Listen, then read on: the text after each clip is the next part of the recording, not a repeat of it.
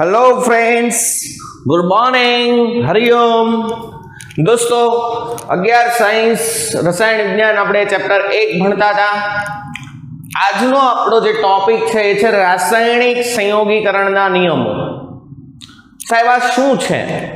તો પ્રયોગશાળામાં આપણે લોકો કેટલાક તત્વો અથવા સંયોજનો વચ્ચે પ્રક્રિયા કરીએ અને અન્ય નિપજ મળે ત્યારે ગમે તે તત્વ ગમે તે સંયોજન સાથે કે ગમે તે સંયોજન સાથે જોડાઈને નિપજ ના આપી દે, એમાં ચોક્કસ નિયમોનું પાલન થવું જોઈએ। આ નિયમોને કહેવાય રાસાયણિક સંયોગીકરણના નિયમો। આ નિયમોમાં ઘણા બધા નિયમોનો સમાવેશ થાય। ફોર એક્ઝામ્પલ દ્રવ્ય સંચયનો નિયમ હમણાં આપણે ભણીએ છીએ, ત્યારબાદ સરળ ગુણક પ્રમાણનો નિયમ, નિશ્ચિત સંરચનાનો નિયમ, સંયોજિત ભારનો નિયમ, નિશ્ચિત વાયુમય કદનો નિયમ, આ બધા નિયમો આવશે। તો દોસ્તો સ્ટાર્ટ કરીએ છીએ રાસાયણિક સંયોગીકરણના નિયમો। ચલો, રાસાયણિક સંયોગીકરણના નિયમો। રાસાયણિક સંયોગીકરણના નિયમો એટલે શું થાય? પ્રયોગશાળામાં અથવા તો કોઈ પણ રાસાયણિક પ્રક્રિયા દરમિયાન તત્વ કે સંયોજનો વચ્ચે રાસાયણિક પ્રક્રિયા થઈ નિપજ મળે તે દરમિયાન કેટલાક નિયમોનું પાલન થવું જોઈએ, એને કહેવાય શું? રાસાયણિક સંયોગીકરણના નિયમો। ચલો, રાસાયણિક પ્રક્રિયા દરમિયાન તત્વો કે સંયોજનો માંથી અન્ય નિપજ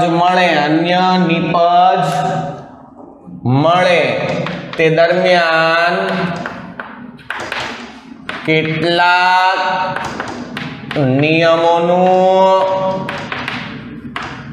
પાલન થવું જોઈએ। આવી કોઈ ડેફિનેશન પૂછવાની નથી, પણ આપણે ખબર પડી જોઈએ। એમ તો એકદમ સિમ્પલી છે કે કોઈ પણ પ્રક્રિયા થાય અને પ્રક્રિયકમાંથી નિપજ મળે તો એ ગમે તેમ પ્રક્રિયા થાય ને ગમે તે પ્રક્રિયકમાંથી ગમે તે નિપજ મળે એવું હોય નહીં। તેના માટે કેટલાક નિયમોનું પાલન થવું જોઈએ, જેને રાસાયણિક સંયોગીકરણના નિયમો કહે છે। રાસાયણિક સંયોગીકરણના નિયમોમાં કેટલા નિયમો આપણે ભણશું? તો પહેલામાં પહેલો નિયમ ભણશું આપણે દ્રવ્ય સંચયનો નિયમ, દળ સંચયનો નિયમ, law of conservation of mass. ત્યારબાદ આપણે ભણશું નિશ્ચિત પ્રમાણનો નિયમ અથવા નિશ્ચિત સંરચનાનો નિયમ, નિશ્ચિત પ્રમાણનો નિયમ। ત્યારબાદ આપણે ભણશું સરળ ગુણક પ્રમાણનો નિયમ, બરાબર છે। ત્યારબાદ આપણે લોકો ભણશું નિશ્ચિત વાયુમય કદનો નિયમ, અને લાસ્ટમાં આપણે લોકો ભણશું સંયોજિત ભારનો નિયમ। આ બધા નિયમોની એપ્લિકેશન કઈ રીતે કરવી એ હું તમને હમણાં શીખવાડીશ।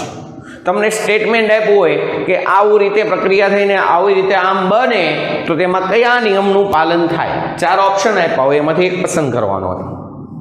ઓકે, તો સ્ટાર્ટ કરીએ છીએ આપણે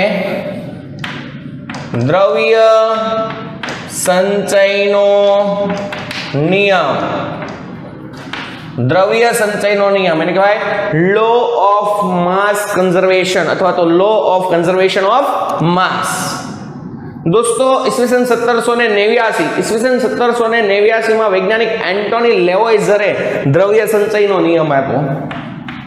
ईस्वीसन 1789 में वैज्ञानिक एंटोनी लेवॉइजरे, अमुक बुक में लेवोजियर हशे, अमुक बुक में लेवॉइजर हशे, तमारे बे एक ज समजवानुं कारण के प्रोनाउंसिएशन अलग अलग रीते लोको करे। ईस्वीसन 1789 में वैज्ञानिक एंटोनी लेवॉइजरे द्रव्य संचय ना नियमनी रजूआत करी हती। दोस्तों लॉ ऑफ एनर्जी कंजर्वेशन, ऊर्जा संचय नो नियम शुं के? विश्व में ऊर्जानो जत्थो अचल छे। ऊर्जा संचय नो नियम तमे लोको भण्या हशो, ऊर्जा संरक्षण नो नियम फिजिक्स में अथवा तो 10मा धोरण में। विश्व में ऊर्जानो जत्थो अचल छे, एने कहेवाय उष्मागति शास्त्रनो पहलो नियम। याद करो, फर्स्ट लॉ ऑफ थर्मोडायनेमिक्स। विश्व में ऊर्जानो जत्थो अचल छे, ऊर्जानु सर्जन के विनाश शक्य नहीं। हाँ, एनु एक स्वरूप मांथी बीजा स्वरूप में रूपांतरण थाय, पण ऊर्जानु सर्जन के विनाश शक्य नहीं। बराबर है। एवी ज रीते लॉ ऑफ कंजर्वेशन ऑफ मास, द्रव्य संचय नो नियम है कि कोई पण प्रक्रिया थाय ए दरमियान दळ केवुं रे, कुल दळ अचल। दळनु सर्जन के विनाश शक्य नहीं। हाँ, सेम वस्तु एनु एक स्वरूप मांथी बीजा स्वरूप में रूपांतरण थाय। तमे कुल प्रक्रियक नो कुल जत्थो जेटलो लीधो होय तो निपज एटली तमने मळे, एनाथी वधु मळे एवुं होय नहीं। एने कहेवाय law of conservation of mass. खबर पड़े छे? तो वैज्ञानिक एंटोनी लेवॉइजरे ईस्वीसन 1789 में द्रव्य संचयना नियमनी रजूआत करी।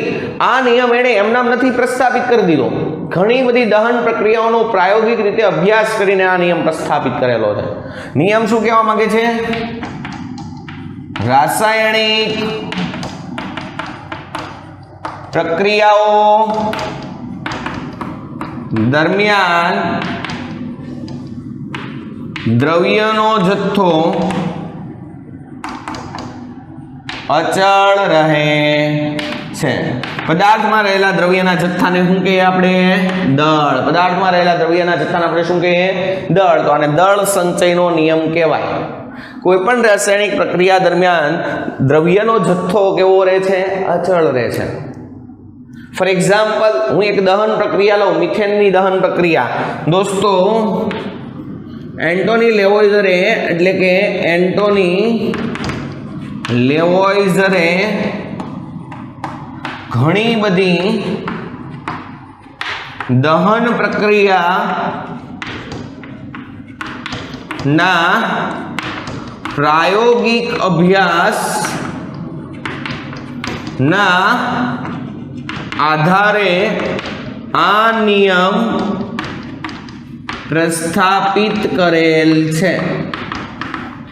फॉर एग्जाम्पल, हूँ एक मिथेन दहन प्रक्रिया यहाँ लઉં છું। Methane is also called as marsh gas. मशाल मांथी जे वायु उत्पन्न थाय ने कहेवाय methane, marsh gas. Plus O2 gas gives कोई पण हाइड्रोकार्बन कंपाउंड होय। What is hydrocarbon? any types of organic compound which contain only carbon and hydrogen atom is called as hydrocarbon compound. जे कार्बनिक पदार्थ में कार्बन और हाइड्रोजन आवेला होय तेवा संयोजनों ने हाइड्रोकार्बन संयोजनों कहेवाय। अने कोई पण हाइड्रोकार्बन संयोजननुं दहन थाय एटले फाइनल प्रोडक्ट मळे CO2 एंड वॉटर। बराबर छे? चलो હવે આપણે શું કરીએ? પ્રક્રિયા બેલેન્સ કરીએ। ઇટ મીન્સ પ્રક્રિયા બેલેન્સ શું કામ કરીએ? દ્રવ્ય સંચયના નિયમનું પાલન કરવા માટે। તમે અત્યાર સુધી રાસાયણિક પ્રક્રિયા બેલેન્સ શું કામ કરતા હતા? ડાબી બાજુ જે પરમાણુ જેટલી સંખ્યામાં હોય એટલા જ પરમાણુ જમણી બાજુ એટલી સંખ્યામાં હોવા જોઈએ। હોવા જોઈએ કે ન હોવા જોઈએ? વાય? એવું કેમ? કારણ કે દ્રવ્ય સંચયના નિયમનું પાલન કરવું પડે. દ્રવ્ય સંચયનો નિયમ એમ કે છે કે તમે જેટલા પ્રમાણમાં પ્રક્રિયક લીધો છે, જો 100% નિપજ મળતી હોય તો નિપજ પણ એટલા પ્રમાણમાં જ મળે, સ્વરૂપ બદલાઈ જાય. જુઓ આપણે શું કરીએ, અહીંયા કાર્બન 1 તો અહીંયા પણ 1, હાઇડ્રોજન 4 છે, અહીંયા 2 છે, તો આને 2 વડે ગુણીએ એટલે 4 થઈ ગયા. પછી ઓક્સિજન 2 ને 2 4 એટલે અહીંયા આપણે 2 વડે ગુણશું 4 થઈ ગયા. પ્રક્રિયા બેલેન્સ, કામ પૂરું. આપણે આવું કરી દઈએ. શું કામ? ઈ ખબર નથી દોસ્તો. શું કામ? દ્રવ્ય સંચયના નિયમનું પાલન કરવા માટે. જુઓ અહીંયા મિથેન, કોઈ પણ પદાર્થના 1 મોલનો જથ્થો એના અણુભાર જેટલો હોય. આપણે આ બધું ડીપમાં ભણશું, અણુભાર કોને કહેવાય, પરમાણુભાર કોને કહેવાય, એ પહેલા અહીંયા થોડો કન્સેપ્ટ આવેલો છે. હવે તમારે શું કરવાનું, આ પ્રક્રિયા હોય ને એમાં પ્રક્રિયક ડાબી બાજુ હોય ને પ્રક્રિયકો કહેવાય, જમણી બાજુ હોય ને નિપજો કહેવાય. એ તો બધાને ખબર છે ને, કોમન સેન્સ, લોજિકલ. ધોરણ 10માં વિજ્ઞાન ભણ્યા એમાં બધું આવ્યું જ હોય. કોઈ પણ પ્રક્રિયા હોય, પ્રક્રિયામાં ડાબી બાજુ હોય અને પ્રક્રિયકો કહેવાય, જમણી બાજુ હોય એરાની જમણી બાજુ, એને શું કહેવાય? નિપજ. હવે આ પ્રક્રિયકો અને નિપજની આગળ જે આંકડા હોય એને એનો સહગુણક અથવા તત્વયોગમિતીય ગુણાંક કહેવાય. એને મોલ પણ કહી શકીએ આપણે. અહીંયા કાંઈ ન હોય તો અહીંયા 1 મોલ કહી શકાય. 1 મોલ મિથેન કેટલા મોલ O2 સાથે પ્રક્રિયા કરે? 2 મોલ O2 સાથે પ્રક્રિયા કરે. એટલે 1 મોલ CO2 અને 2 મોલ શું આપે? પાણી. હવે કોઈ પણ પદાર્થના 1 મોલ જથ્થો હોય ને એનું દળ એના અણુભાર જેટલું હોય. હવે જો આનો 1 મોલ એટલે કાર્બન અને હાઇડ્રોજનના પરમાણુ, કાર્બન અને હાઇડ્રોજન, આ જે 4 હાઇડ્રોજન ને 1 કાર્બનના પરમાણુ ભારનો સરવાળો. એટલે મિથેનનો અણુભાર કેટલો થાય? કાર્બનનો પરમાણુ ભાર કેટલો દોસ્તો? 12. હાઇડ્રોજનનો 1 એવા 4 એટલે 4 ને 12 16 ગ્રામ. ધારો કે આ 1 મોલ એટલે મેં કેટલા ગ્રામ લીધું? 16 ગ્રામ મિથેન લીધો. 16 ગ્રામ મિથેન. O2 1 મોલ હોય તો ઓક્સિજનનો પરમાણુ ભાર 16, O2 હોય તો 16 દુ 32 ગ્રામ થાય 1 મોલ O2 હોય તો. પણ 2 છે એટલે 32 દુ 64 ગ્રામ O2 લીધો આપણે. 16 ગ્રામ મિથેનનું દહન 64 ગ્રામ O2 વડે કર્યું. એટલે કુલ પ્રક્રિયકો કેટલા લીધા હતા? દળ કેટલું લીધું હતું? 16 ગ્રામ અને 64 ગ્રામ, ટોટલ કેટલું થયું? 80 ગ્રામ પ્રક્રિયકો લીધા હતા. તો દ્રવ્ય સંચયનો નિયમ એવું કહે છે કે તમે પ્રક્રિયકો 80 ગ્રામ લીધા હોય તો એની હાવ જો 100% પ્રક્રિયા થતી હોય તો 80 ગ્રામ જ નિપજ મળે, વધારે ન મળે. એને કહેવાય દ્રવ્ય સંચયનો નિયમ. ખબર પડે છે? કારણ કે 100% પ્રક્રિયા થાય છે. જો 100% પ્રક્રિયા ન થતી હોય તો એ રેશિયો આ પ્રમાણે રહે, પ્રક્રિયક થોડોક હોય, નિપજ થોડીક હોય, પણ બેયનું કુલ દળ કેટલું થાય? 80. જથ્થો 80 ગ્રામનો 80 ગ્રામ જ રહે. એને કહેવાય દ્રવ્ય સંચયનો નિયમ. ચલો હવે CO2 નો 1 મોલ, એમાં C એટલે 1 પરમાણુ છે એટલે 12 ગ્રામ. ઓક્સિજનના 16 દુ 32, 12 ને 32 44 ગ્રામ મળ્યો CO2. પાણીમાં ઓક્સિજનનો 16, હાઇડ્રોજનનો 1, 1 ને 1 2, 2 ને 16 18 એવા 2 મોલ એટલે 18 દુ 36. ખબર પડે છે? ઓક્સિજનનો 16 ગ્રામ, હાઇડ્રોજનનો 1 ને 1 2, કારણ કે 2 હાઇડ્રોજન છે એટલે 1 પાણીમાં 2 હાઇડ્રોજન 1 ઓક્સિજન, 2 ને 16 18 એવા 2 મોલ એટલે 18 દુ 36. તો 44 ગ્રામ CO2 મળ્યો ને 36 ગ્રામ પાણી મળ્યો. ઇટ મીન્સ ટોટલ કરો 80 ગ્રામ. પ્રક્રિયક કેટલા લીધા હતા? 80 ગ્રામ. નિપજ કેટલી મળી? 80 ગ્રામ. આને કહેવાય હું? દ્રવ્ય સંચયનો નિયમ. ઉર્જા સંરક્ષણના નિયમની જેમ જ વિશ્વમાં ઉર્જાનો કુલ જથ્થો અચળ હોય. ઉર્જાનું સર્જન કે વિનાશ શક્ય નથી, પરંતુ એક સ્વરૂપમાંથી બીજા સ્વરૂપમાં રૂપાંતરણ થાય. ખબર પડે છે? પવન ઉર્જા વડે આપણે વિદ્યુત ઉર્જામાં રૂપાંતરણ કરીએ. ઉર્જાનો જથ્થો અચળ હોય. પવન ચક્કી શું કરે? પવન ઉર્જાનું વિદ્યુત ઉર્જામાં રૂપાંતરણ કરે. પવન કેવી રીતે? પવનની ગતિ ઉર્જા દ્વારા વિદ્યુત ઉર્જામાં રૂપાંતરણ થાય. ટૂંકમાં એક ઉર્જામાંથી બીજી ઉર્જામાં રૂપાંતરણ. એમાં કાંઈ નવું સર્જન નથી થતું, એક સ્વરૂપમાંથી બીજા સ્વરૂપમાં રૂપાંતરણ થાય છે. સેમ વે અહીંયા પહેલા દ્રવ્ય કેટલો હતો? 80 ગ્રામ. પછી પણ દ્રવ્ય કેટલો છે? 80 ગ્રામ. પણ પહેલા કયા સ્વરૂપે હતો? મિથેન અને O2 સ્વરૂપે. હવે કયા સ્વરૂપે છે? CO2 અને પાણી સ્વરૂપે. દ્રવ્યનો જથ્થો તો અચળ જ છે, એક સ્વરૂપમાંથી બીજા સ્વરૂપમાં રૂપાંતરણ થયું, પણ દ્રવ્યનો જથ્થો કેવો હોય? અચળ. આને કહેવાય શું? દ્રવ્ય સંચયનો નિયમ. હવે તમને લોકોને આવું સ્ટેટમેન્ટ પૂછે કે 1 મોલ મિથેનનું 2 મોલ O2 દ્વારા દહન કરવામાં આવે તો 1 મોલ CO2 અને 2 મોલ પાણી મળે છે. આ પ્રક્રિયામાં કયા નિયમનું પાલન થાય છે? તો દોસ્તો તમને ફિક્સ કીધું છે, તમને આ 1 મોલ લીધો ને આ 2 મોલ લીધા, ઇટ મીન્સ ટોટલ દ્રવ્ય 80 ગ્રામ. આ 1 મોલ મળ્યું ને આ 2 મોલ મળ્યા, ઇટ મીન્સ ટોટલ દ્રવ્ય 80 ગ્રામ. 80 ગ્રામમાંથી 80 ગ્રામ મળ્યું, દ્રવ્ય સંચયના નિયમનું પાલન થયું. 4 ઓપ્શન આપ્યા હોય તો કયાનું તમારે ઓલું કરવાનું? દ્રવ્ય સંચય ઉપર ટીક માર્ક કરવાનું. ખબર પડે છે? સેમ વે હું એક બીજો પ્રશ્ન કહું કે 2 મોલ H2 નું કેટલા મોલ? 2 મોલ H2 નું 1 મોલ O2 સાથેની પ્રક્રિયાથી 2 મોલ પાણી મળે છે. સવાલ આવો છે, 2 મોલ H2 ની 1 મોલ O2 સાથેની પ્રક્રિયાથી 2 મોલ પાણી મળે છે, જેમાં કયા નિયમનું પાલન થાય છે? આ 4 આપ્યા ઓપ્શન, તો તમને આ ફિક્સ કીધું છે. હવે જુઓ, આ 2 મોલ એટલે કેટલા ગ્રામ થાય? હાઇડ્રોજન છે, હાઇડ્રોજનનો પરમાણુ ભાર 1, પણ અહીંયા H2 હોય તો 2, એવા 2 H2 એટલે 4 ગ્રામ આ લીધો તમે. O2 છે, O2 ઓક્સિજનનો પરમાણુ ભાર 16, 16 દુ 32, 32 ગ્રામ થયો. 32 ને 4 36. એક પાણી હોત તો હાઇડ્રોજનના 2 અને ઓક્સિજનના 16, ટોટલ 18, 18 દુ 36, 36 થઈ ગયો. તો પહેલા દ્રવ્ય કેટલા ગ્રામ હતું? ટોટલ 36 ગ્રામ. પછી પણ કેટલું મળ્યું? 36 ગ્રામ. ઇટ મીન્સ દ્રવ્યનો જથ્થો અચળ છે. પહેલા દ્રવ્ય હાઇડ્રોજન અને ઓક્સિજન સ્વરૂપે હતું, હવે દ્રવ્ય કયા સ્વરૂપે છે? પાણી સ્વરૂપે છે. ઇટ ડઝન્ટ મેટર અહીંયા શું છે? શું છે? દ્રવ્યનો જથ્થો મીન્સ દળ કેવું રહ્યું? અચળ. So it is called as law of conservation of mass. એને કહેવાય દ્રવ્ય સંચયનો નિયમ અથવા દળ સંચયનો નિયમ અથવા દળ સંચયનો નિયમ. ઓકે, તો ખાલી એક સ્ટેટમેન્ટ છે, તમે કોઈ પણ પ્રક્રિયા દ્વારા સમજાવી શકો. ઈસવીસન 1789માં વૈજ્ઞાનિક એન્ટોની લેવોઇઝરે દ્રવ્ય સંચયના નિયમની રજૂઆત કરી હતી. રાસાયણિક પ્રક્રિયાઓ દરમિયાન દ્રવ્યનો જથ્થો અચળ રહે છે. આવું એમ નામ નહોતું કહી દીધું, ઘણી બધી દહન પ્રક્રિયાઓના પ્રાયોગિક રીતે અભ્યાસ કરીને લેવોઇઝરે કીધું હતું.